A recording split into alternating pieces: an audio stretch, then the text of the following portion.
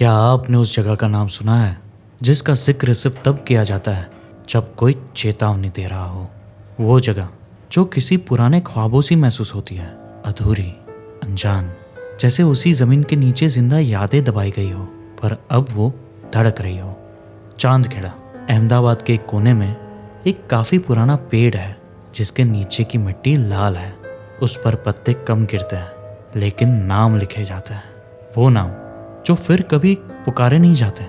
वो पेड़ लोगों को अपनी ओर आकर्षित तो करता है, लेकिन निहारने या उसकी छाया में सुकून के लिए नहीं, बल्कि उन्हें खींचने और मिटाने के लिए। ना कोई याद, ना ही किसी का साया। साया एक नाम नहीं, एक राज है जो अंधेरे में छुपा है, सच्चाइयों के पीछे, खौफ के साथ। सब्सक्राइब करो अगर तुम सच जानने के लिए तैयार हो। मैं आपको एक सच्चाई बताने आया हूँ, एक आदमी की कहानी जो उसी पेड़ को काटने गया था पर खुद उसका हिस्सा बन गया। देव मेहरा एक Mumbai based real estate contractor था। जिंदगी भर उसने सिर्फ स्ट्रगल किया। इस फास्ट लाइफ में अपनी जगह बनाने की कोशिश आज भी उसकी जारी थी। उसी समय उसे अहमदाबाद के चांदखेड़ा में वेयरहाउस का एक कॉन्ट्रैक्ट मिला।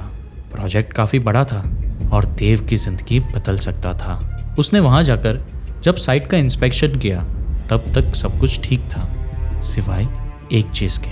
उस ज़मीन के बीचों बीच एक अकेला खड़ा, एक पुराना पीपल का पेड़, जैसे किसी सिद्ध पे हो। देव उस पेड़ की ओर देख रहा था। तब वहाँ के साइट इंजीनियर ने उसे कहा कि इस पेड़ को कोई भी छू नहीं सकता।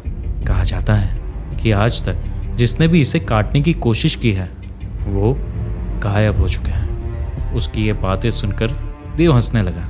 उसने कहा कि ये सब बकवास है और वो अपने काम के बीच किसी को भी आने नहीं देगा।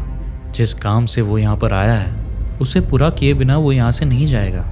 जब वो बाकी वर्कर्स से मिला और उन्हें कहा कि वेयरहाउस के लिए उस पुराने पेड़ को काटना होगा और अगली सुबह से तुम सब लोग काम शुरू कर सकते हो, तब सारे वर्कर्स एक दूसरे को हैरानी से देख रहे थे। उनमें से एक ने आकर देव से कहा कि इस गांव का कोई भी आदमी उस पेड़ को काटना तो क्या, छूने की भी हिम्मत नहीं करेगा।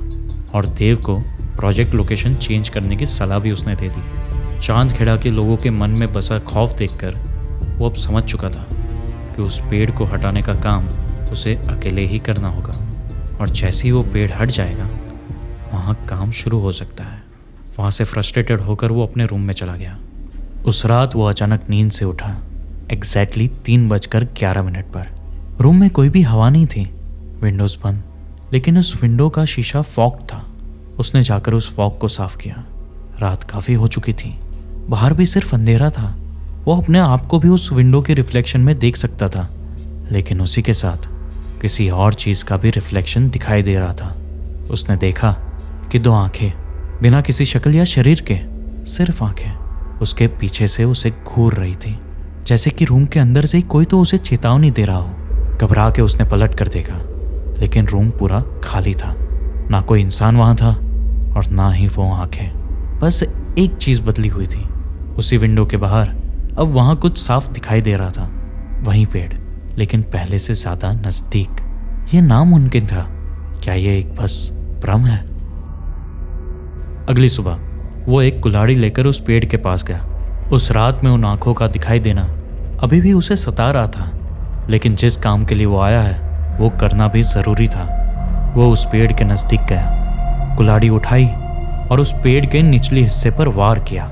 उसने जैसे ही उस कुल्हाड़ी से वार किया, उसके 2 टुकड़े हो चुके थे। देव अब गुस्से में था। वो वहाँ के एक लोकल कॉन्ट्रैक्टर के पास गया और उसने एक मशीन ले ली जिससे कि वो इस पेड़ को जड़ से उखाड़ सके, बिना किसी मदद के। वो अब शाम को लौटा। उसने देखा कि जहाँ पर उसने वार किया था वहाँ पर अब कुछ लिखा हुआ था, उसी का नाम, देव मेहरा, और उसके नीचे यू वोकस, एक और दिन बर्बाद, बिना किसी काम के। वो अब सिर्फ इस सोच में था कि आखिर ये काम पूरा कैसे करें। उस रात जब वो सोने गया, उसे एक सपना आया। साड़ी में लिपटी हुई एक औरत पेड़ से लटकी हुई थी। चेहरे पर उसके खौफ था और उसकी आंखें सीधा देव को देख रही थी। वो चीख कर उठा। एग्जैक्टली 3:11 पे उसने पेड़ की तरफ देखा। वहाँ कोई भी नहीं था, लेकिन उसके रूम के फर्श पर एक कपड़े का टुकड़ा था, आधा जला हुआ, और उसका रंग वही औरत की साड़ी, लाल। अगली सुबह एक वर्कर भागते हुए उसके रूम में आया। उसने देव से कहा कि अब वो काम छोड़ रहा है। उसी पेड़ के नीचे उसे एक आदमी बैठा हुआ दिखा। गर्दन टेढ़ी थी, आंखें उसे देख रही थी। देव ने कहा कि वो ऐसी झूठी बातें ना फैलाए और बाकी वर्कर्स को भी अपना काम करने से ना रोके। उसने मुड़कर उसी पेड़ की ओर देखा और अचानक से उसे एक आवाज़ सुनाई दी, वापस चले जाओ, हमें मत जगाओ। यह आवाज़ उसके कानों में गूंज रही थी, जैसे कि वो किसी लूप में फंसा हो। आखिर में परेशान होकर वो चांदखेड़ा के मशहूर तांत्रिक के पास गया। वो उन सब चीज़ों में विश्वास नहीं करता था, लेकिन अब उसे मदद की ज़रूरत थी। वो तांत्रिक सुनता गया बिना कुछ पूछे और फिर बोला, तुमने उस गेट को खोला है जहाँ सिर्फ दर्द बंद है। वो कोई शांत पेड़ नहीं है, वो एक कैद खाना है। पुरानी आत्माएं जिन्हें जिंदा जलाया गया था, जिन्हें बांधने के लिए उस पेड़ के नीचे रखा गया था, वो सब अब जाग चुकी है। ये जानने के बाद देव अब वहाँ से भागना चाहता था, पर हर मोड़ उसे वापस उसी पेड़ के पास ले आता। गूगल मैप्स लूप में, टैक्सी ड्राइवर गायब, सिग्नल डेड। सिर्फ एक चीज़ चल रही थी, उसका फ़ोन। 3:11 पर हर रात इस समय उसका फ़ोन बजता और उस फ़ोन में उसे रोने की आवाज़ें सुनाई देती। वो अपने कान बंद करके उसी रूम के कोने में कैद हो लेता। हर दिन उसके शरीर पर नए निशान बन जाते हैं, बिल्कुल वैसे ही जैसे उस पेड़ पर उसने वार किया था। एक रात फिर उस पेड़ के सामने वो खड़ा हो गया। उसी पेड़ के पीछे उसे आग दिखाई दी। वो नज़दीक गया और वही आवाज़ उसे वापस से सुनाई थी, लेकिन इस बार उस आवाज़ ने देव को अपने पास पुकारा। वो अब होश में नहीं था। उस आवाज़ ने जैसे उसे हिप्नोटाइज कर दिया हो। उसके कदम उस आग की तरफ बढ़ने लगे। कुछ ही पलों में वो आग और देव उस अंधेरे में गायब हो गए। चांदखेड़ा में रहने वाले लोग आज भी कहते हैं, उस पेड़ पे कुछ तो घूमता रहता है, और अगर आप 3:11 पर उसके करीब गए तो एक चेहरा आपको अंधेरे में देखता रहेगा, सीधा बिना पल के झपकाए, जैसे कि आपका साया छीनने के लिए वो बेताब हो। वो पेड़ आज भी वहाँ है, चांदखेड़ा के कोने में, स्थिर, शांत। पर कभी कभी उसके पत्तों के बीच से एक आवाज़ निकलती है, जैसे कोई चीख किसी और दुनिया से जो यहाँ तक आ गई हो। आप उस पेड़ पर मत जाना, वरना शायद वो आपका भी नाम लिख दे उसकी छाल पर। एक रात, एक कदम, और शायद आप किसी की यादों का बस एक हिस्सा बन जाओ।